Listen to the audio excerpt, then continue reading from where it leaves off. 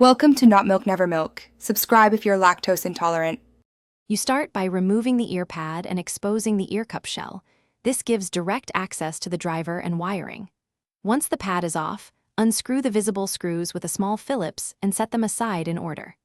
Make sure to photograph the wiring path and connector orientation so you can restore it exactly.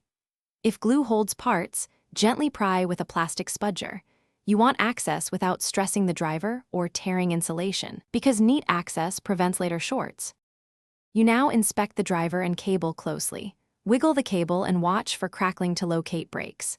If a solder joint is cracked, clean the pad, apply rosin flux, then reflow with a small iron. Keep contact brief to avoid heat damage. When the cable itself is frayed, cut back to solid wire and splice with color-matched conductors, then cover with heat shrink tubing to prevent shorts. Once reconnected, perform a continuity check so you don't trap errors inside reassembly. You finish by carefully reseating the driver and any foam gaskets, making sure wires follow their original channels so nothing is pinched.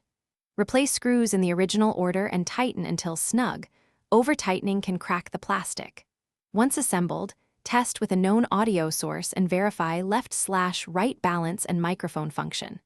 If you still get no sound, reopen and check for cold solder or missing ground. That single missed ground is the most common final fault to rework.